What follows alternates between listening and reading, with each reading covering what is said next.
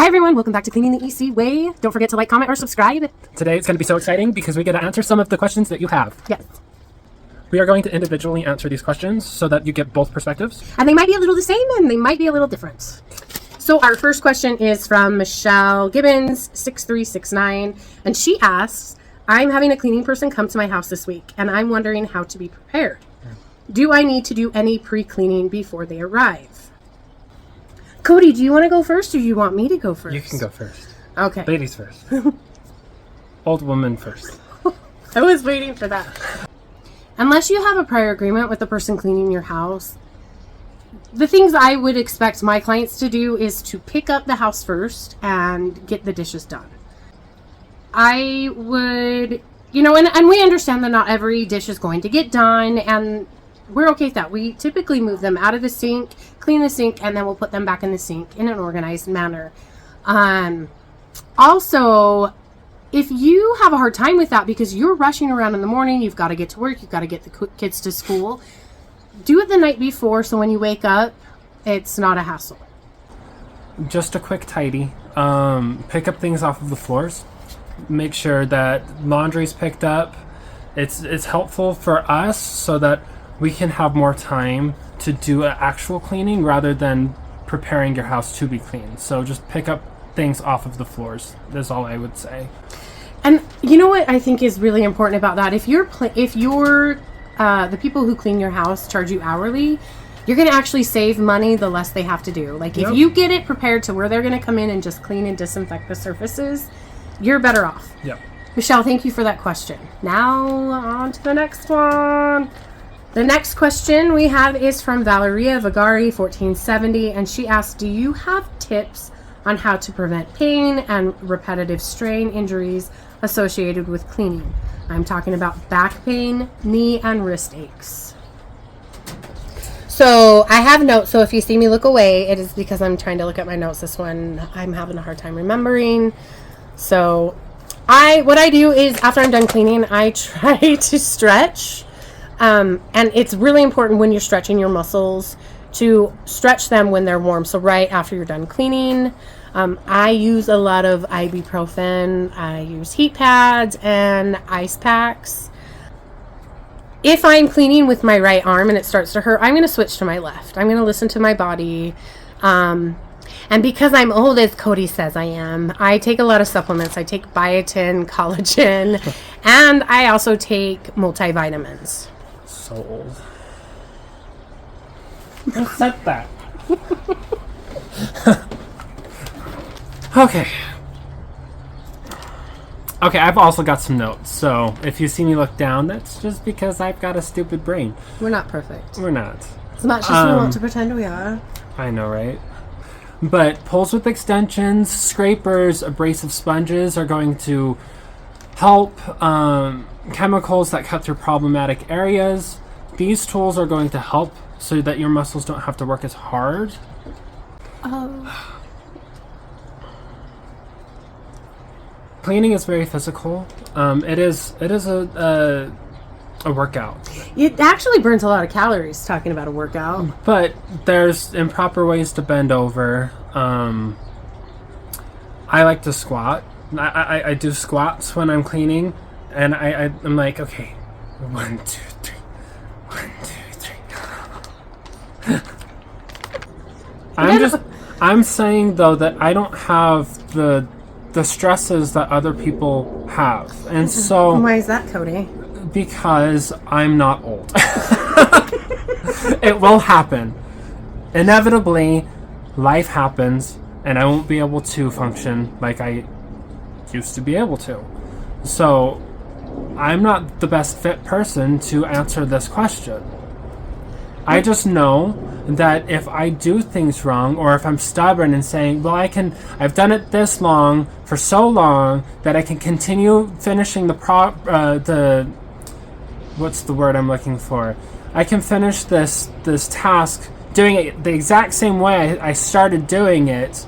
That's going to get me in an issue rather than just stopping and being like, wait, this actually hurts. That hurts my body. I need to readjust. Yeah, so listen to your body. Listen to your body. But use tools that's going to also help tools with extensions, scrapers, abrasive brushes, chemicals. I don't like chemicals, but sometimes they really help. You don't have to put so much muscle work into it. Yeah, you don't have to like scrub for long. And then knee pads, they are sexy. I know that they look embarrassing, but if it's going to help your body, use what's going to help you so that you don't have to deal with the pain. So that she actually had 2 questions for us. So the other part is, another question I have is, how do you clean your cleaning tools? I clean my tools as I'm using them. For example, I have got a scraping tool that I scrape little sticky things off of the floor as I'm mopping. And then I'll use a rag with cleaner on it and just wipe it off as I'm using it. So while you're going, you have to clean your tools. If it needs extra cleaning, I put it in my washing machine with my rags and put it on a sanitize cycle if I feel like it really needs it. So how I clean my cleaning tools, it really depends on what it is. So rags and sponges, I will throw them in the washing machine and wash them. And then my rags I will put into the dryer, but the sponges I lay out to air dry. Some tools, like say I'm cleaning around the toilet, I will throw that into the washing machine and then I air dry that as well. Other tools, like my smaller scrubbing tools, typically it depends on what I'm cleaning. You know, if I'm using dish soap, I just rinse it off with really, really hot water. Or I will spray it with the cleaner and then rinse it off with really hot water. So kind of that's how I do it. When it comes to my mop bucket, as I'm filling it up before I put the cleaner product in it, I like to rinse out my mop bucket. When I'm done with my mop bucket, I wipe it out with a clean rag. Also, one of our cleaning tools is a Bissell Crosswave. The Bissell Crosswave Cody has that we use is a self-cleaning option.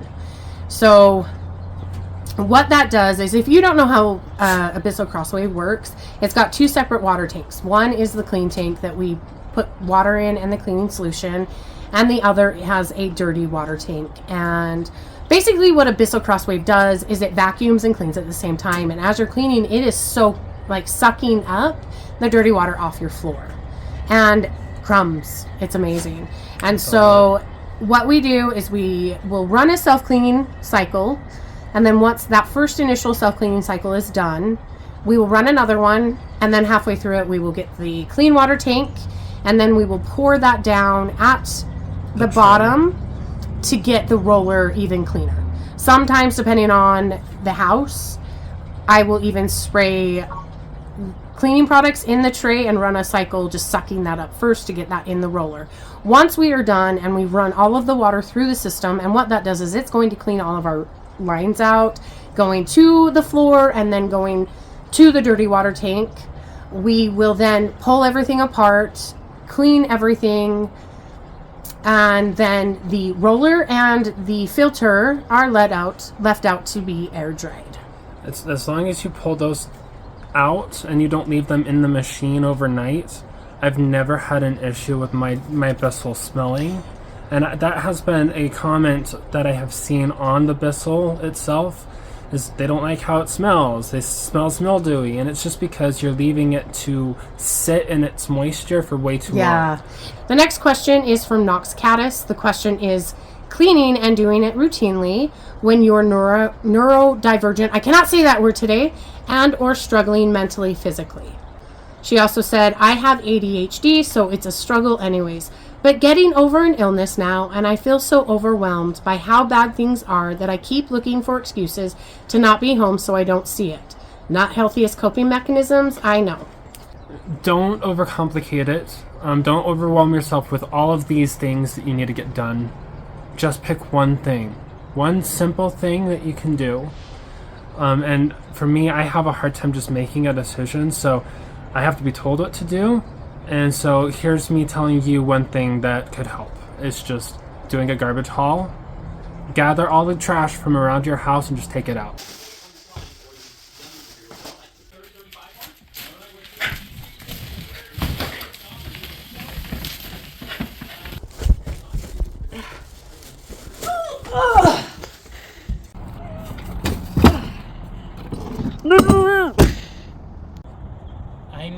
home. That's going to help you in just one way.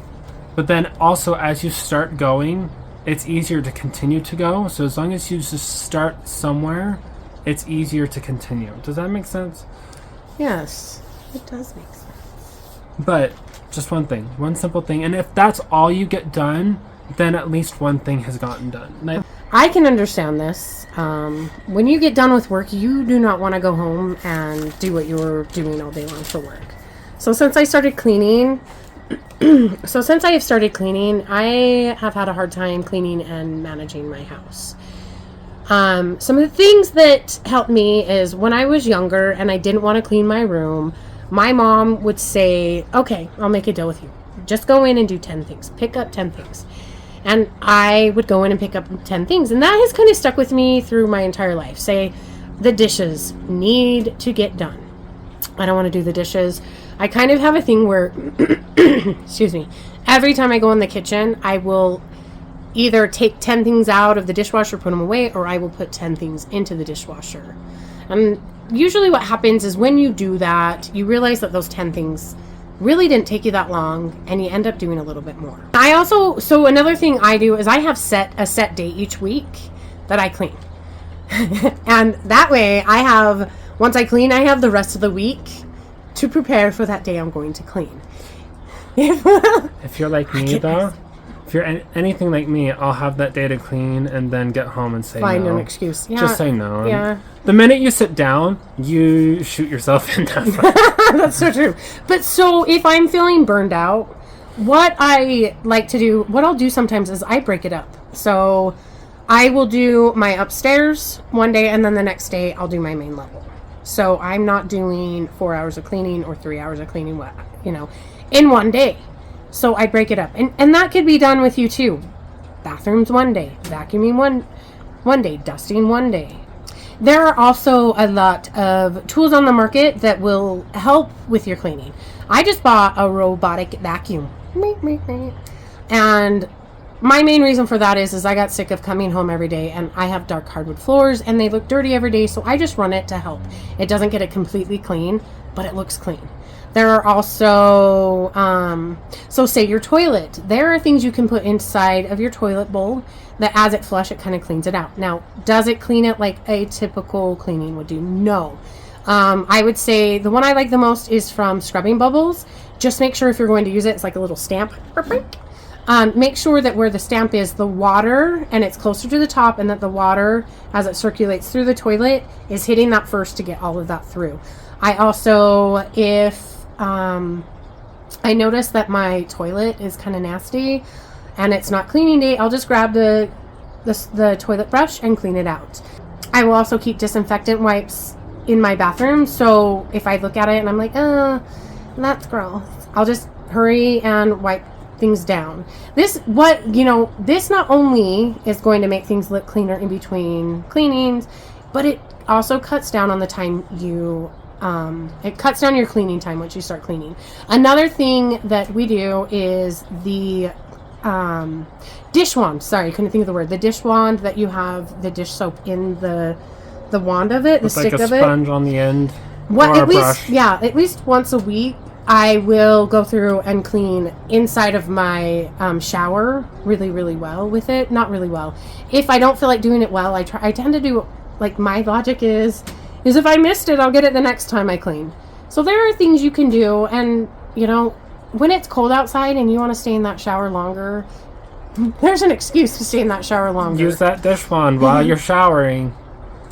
That's actually what I do. Not on my body, but on the shower.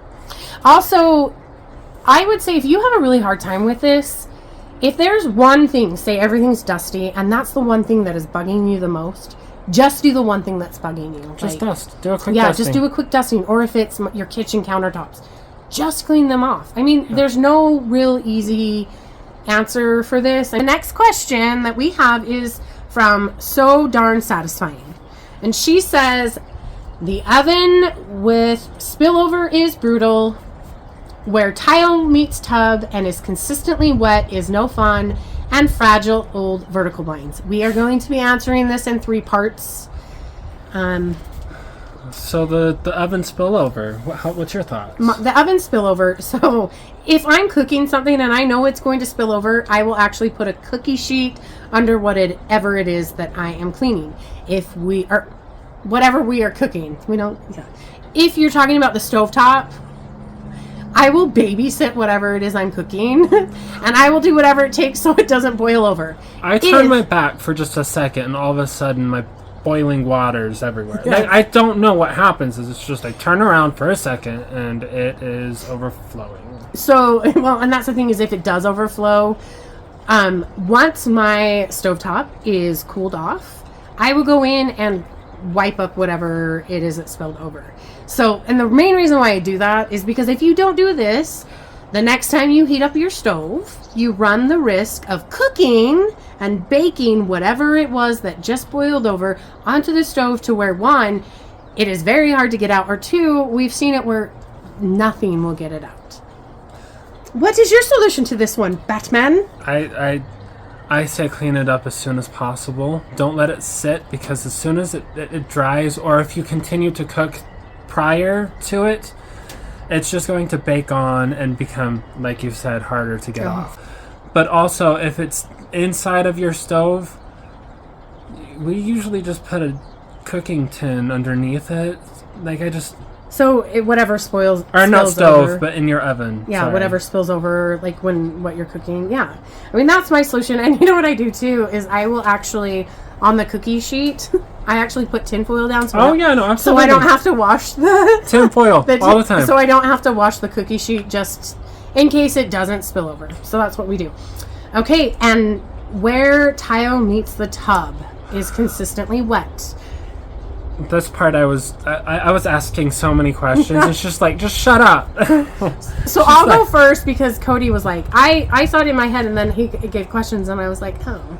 So I initially assumed it's where the tile of the floor hits the tub. And if it's always wet right there, one, you probably need a rug. And two, you should dry yourself off before you get out of the bathtub. I always dry myself off before I get out of the bathtub or shower. That way I'm not getting water all over my floor. If you have small children, good luck. Because no matter what you do while they're in the bathtub, there's going to be water. If you're talking like, say you have a tiled shower wall, bathtub combo, I would just use a towel and dry it after every time I shower. I also wouldn't keep the shower curtain closed until it's dry, and that is because you do not want to trap that moisture inside of there, because that's where you get mold and mildew. According to my calculations. Anyway, okay. So I had questions about this one because... Were you done? I'm so sorry. I am done. Okay, so, like, do you mean where, like, the floor meets the tub? Or where the tub meets the wall? Because there are multiple answers for both of those. Like, if it's the floor in the tub, are you using a curtain? Or is the water just flowing onto the floor? Like, or are you drying off onto the floor instead of inside your tub? I would suggest just drying off inside the tub, if that's what you mean. But if it's the section of wall where it meets the wall in the tub, I had a couple questions regarding that one too.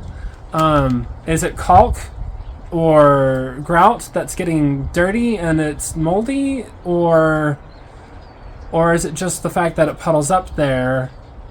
Because the puddle's an easy thing to fix. The caulk and grout, you'd have to re-grout probably, most likely, refinish it. But I would suggest just using a squeegee and pulling all of that water off the ledge and then into the drain. If that's the issue, or just use your towel after you're done drying off. I don't want this to sound like I'm being condescending, but like I'm just so... I'm confused as to... Half of the battle when it comes to moisture in bathrooms is having airflow. If you have airflow, that water is going to evaporate quicker.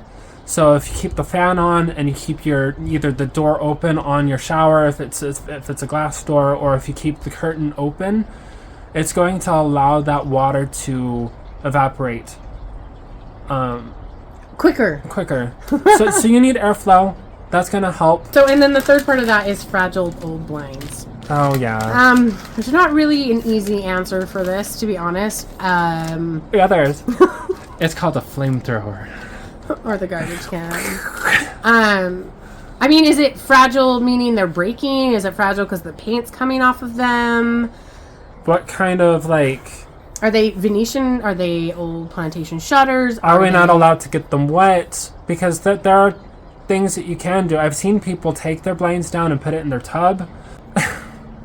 No. There are ways to do it. It's just we need more information about what blinds you're talking about. I mean, the only thing I would really say is if they are fragile in the sense of the paint's coming off or they're breaking, be gentle with them. And there are even cleaning companies. I know somebody who had her blinds cleaned and they came out, picked them up and took them to their location, cleaned them, and then brought them back. So, interesting. Or if you can afford new ones, buy new ones. So this last one is from Coco She's Nuts 801. Coco Nuts. She's my friend, so we can make fun of her. And she asked, is there a time of day that cleaning gets easier? Asking for a friend. Yeah, the best time to clean is at night when you're really, really tired. Because that's when the full moon is up and you can take on the energy of your woven ancestors so that you have the energy to take on the world. Oh, you know what she'd say to you right now? That's me in the morning. After my coffee. A whole pot, just to herself. If we had more time on the video, I feel like it's going too long, I would tell you about how the time she forgot her coffee maker and made a coffee maker out of an old tin can while we were camping. But I would say there's no, my favorite time to clean is early afternoon to mid-afternoon, and when no one's home. And it's also easy if you already have the ball rolling. So don't stop when you're home. Hurry and just do something, because once you sit down, you're done. Yeah, I'm done. Yes. And then we have one final question where somebody asked about how we combat cat hair. It's kind of the same with dog hair. We have this amazing machine. It's a little handheld machine called a Chomp Chomp. A Chomp Chomp roller. That is one way that we combat. There are other tools out there, and I used it at my house one time. It's like the metal one, and it actually snagged my furniture, so I refused to use it after that. So I like the Chomp Chomp. Your vacuum with your attachments and a Bissell. So. Oh, and then her little Bissell, or not Bissell, her little Robovac would also be helpful. Yes. Thank you guys so much. We got to as many questions as we could. We're running long on the video, so hopefully it wasn't boring. Yeah, couldn't get to as many as we'd like to. If you do have any more questions, leave us a comment. We love to help you guys, and we love to read your comments. So it'd also be nice, because I don't like being sad. So, again, make sure you like, comment, and subscribe. And until next time, Hear me out. Hear me out. Have a good day. An amazing day. Have an amazing good day.